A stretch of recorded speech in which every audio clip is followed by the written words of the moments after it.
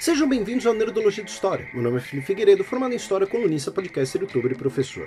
E depois do cordel, do baião e do forró, estava na hora de um Nerdologia sobre Lampião e o cangaço. Imagine que você conseguisse disparar um rifle tão rápido que o clarão dos tiros pareceria iluminar tudo ao redor, feito um lampião. Foi assim que Virgulino Ferreira da Silva ganhou, ou se deu, o apelido de Lampião. Até hoje, 80 anos depois da sua morte, ele é o principal exemplo de cangaceiro e está muito presente na cultura popular. O período do cangaço, representado por Lampião, começa ao final do século XIX, mas era algo que já existia desde a independência brasileira. As imagens e os significados culturais do cangaço estão diretamente ligados ao seu ambiente, o sertão do Nordeste, um lugar semiárido e com a vegetação da caatinga, que significa mata branca em tupi. Segundo o escritor Euclides da Cunha, o termo cangaço era derivado de canga, uma peça de madeira utilizada para atrelar os bois à carroça. Isso era uma referência ao fato deles serem nômades, vivendo no sertão e com suas posses sendo carregadas nas carroças.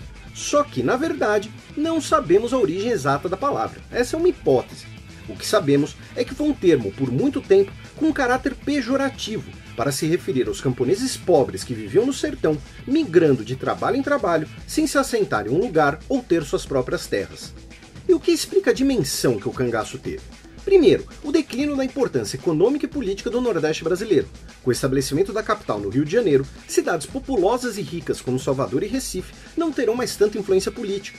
A expansão das atividades econômicas no Sul e no Sudeste, especialmente o café, mudam o eixo econômico do país ainda no século XVIII. O sertão torna-se um lugar dominado pela pecuária e pela agricultura regional.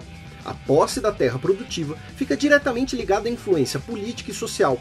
Quem tem as terras manda na região. Isso é um resumo do que você já ouviu falar com o nome de coronelismo, um típico personagem de novelas sempre interpretado por Antônio Fagundes. E isso inclui o controle do governo, especialmente nos municípios, já que o dono das terras conseguia comprar votos ou impor seus interesses. Uma das formas de fazer isso era o uso da força, expulsar pessoas de suas terras, atingir rivais, vingança e outros tipos de trabalho sujo. Para isso, o coronel contratava homens que eram uma soma de vaqueiro com pistoleiro.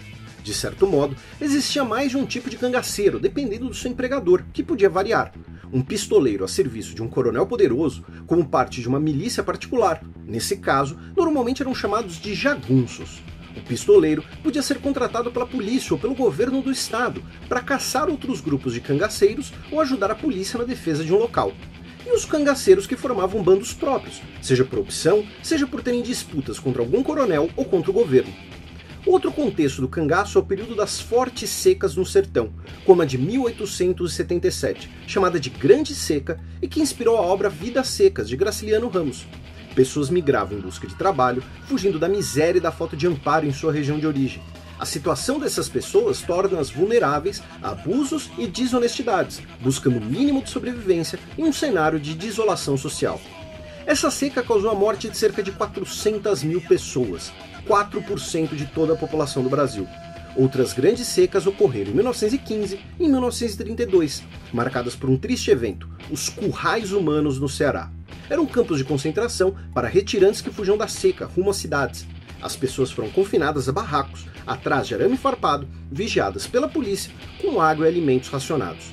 Não é coincidência que o período do cangaço vai das últimas décadas do século XIX até o fim da década de 1930, um período de crise em todos os aspectos da vida no sertão.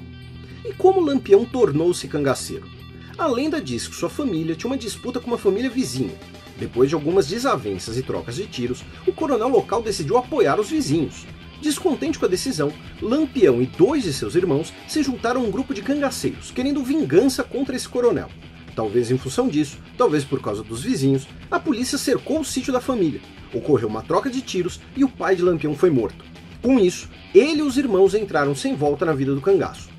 Para a antropóloga Luitgar de Barros, isso seria uma construção de um mito pelo próprio Lampião, valorizando elementos como a vingança e a honra da família.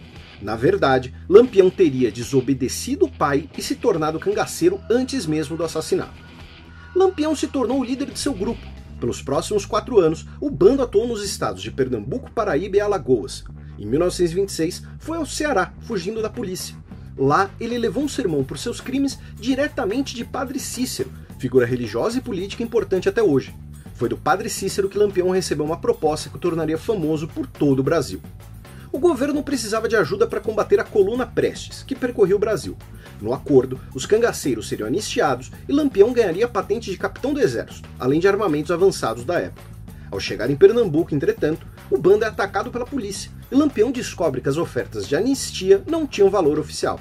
Ele retorna ao cangaço, só que agora muito bem armado pelo próprio governo e se chamando de Capitão Lampião.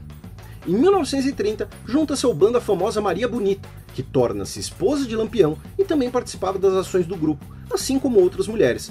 Lampião era conhecido pela vaidade, especialmente pelo uso de perfume.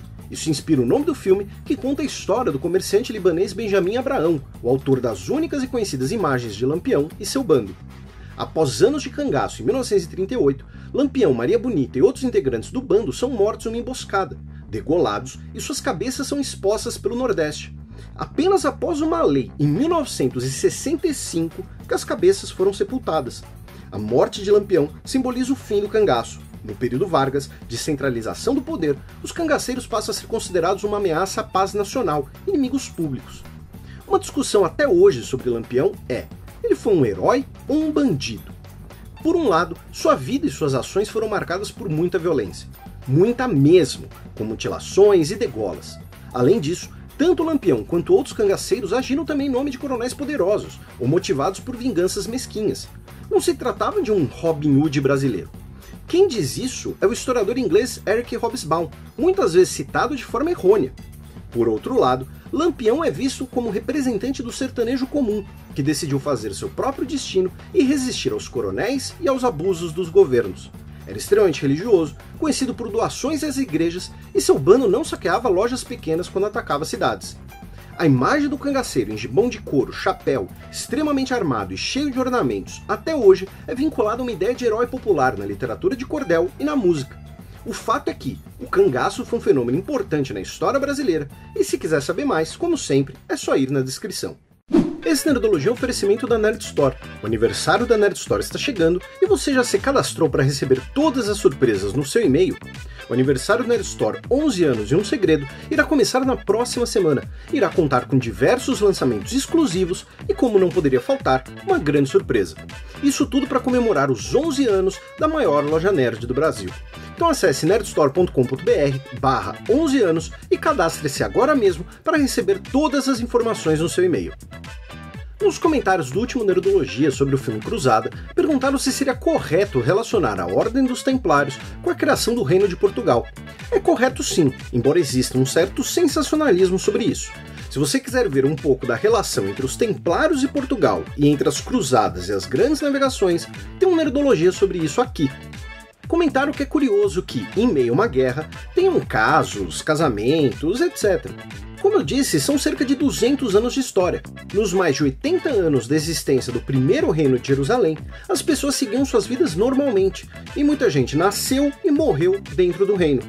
As tregas eram muito mais presentes do que os momentos de conflito.